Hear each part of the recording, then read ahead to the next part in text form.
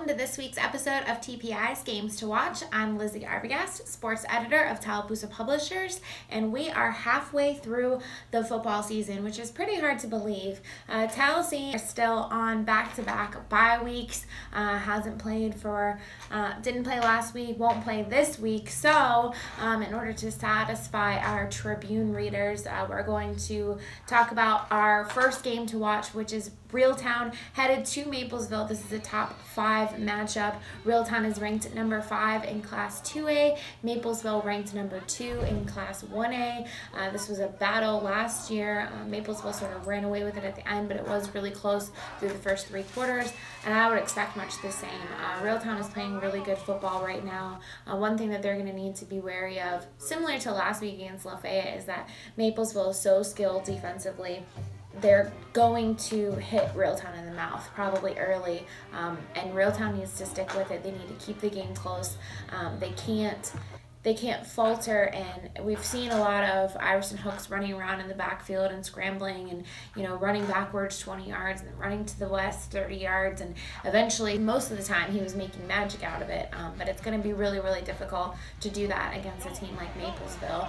Same with Cameron Faison, obviously a really hard, fast runner, and he needs to be moving north and south for this game, certainly. I do look for this to be sort of a defensive game. I don't think it'll be quite as high scoring as it was last year, but when you have 2 such potent offenses, it could go either way. I do have Reeltown winning this game. It is on the road. It's a long trip from Reeltown. It's about an hour-and-a-half drive. Both these teams are undefeated, so there's a lot on the line this week, even though it's a non-region game. Over in Tallassee County, and actually it's a crossover game, Dadeville is hosting Elmore County for our game to watch. I'm excited about this game because both of these teams are in the totally opposite boat of Reeltown and Maplesville, but it's still such an important game because both of these teams are in desperate need of a victory. Dadeville sitting at 1-4 on the season, while the Panthers are 0-4. Both teams having lost 4 in a row. Both teams sort of struggling with depth, struggling with numbers.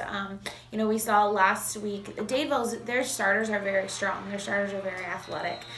But when one goes down, i.e. Lane Smith at quarterback goes down, a freshman gets thrown into the fire, hasn't started in a varsity game before at all, then he gets beat up, and then they did not have a quarterback. Had to go to the Wildcat formation, which has been successful for the Tigers, but when you run it over and over again, defenses start to be able to key in on it for sure. Elmore County, we've seen, has played really well in the first half. I mean, they were up on a really strong Marbury team in the first half. They were up on Holtville last week, went up early, and then they, just with their depth issues, have just started to sort of slide as the game goes on. I think this is going to be a battle of wills, and I think this is going to be a battle of the run game. Elmore County has proven, with Keyshawn Benson especially, that they can run the ball really well. Dadeville also has the sort of lightning, as Ryan likes to call them, of Christian Nelson and Javante Hawley.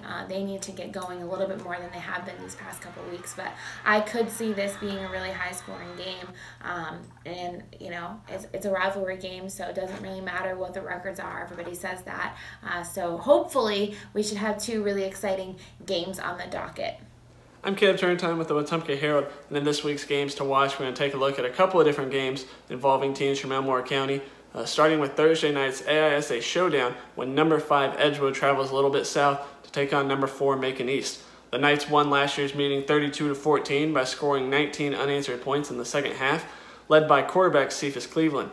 Cleveland came in for an injured starter in last year's game, but he has taken over the role and has led Macon East to a 3-0 start this year. Cleveland has accounted for 13 touchdowns already, including 9 rushing touchdowns.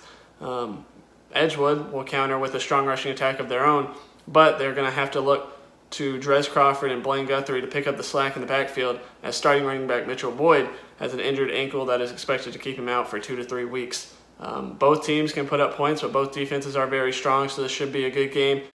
A win for Edgewood will continue to see them climb in the rankings, as they've already reached their highest rankings since 2015.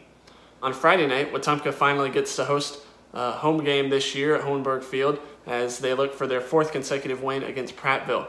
Wetumpka hasn't won 4 in a row in this rivalry series since the 50s, but they will have in trouble tonight as Prattville comes in with a 3-1 record and boasting an extremely strong passing offense. Prattville's only losses to defending 7A state champion Central Phoenix City, but they do have wins over Enterprise and Stanhope Elmore.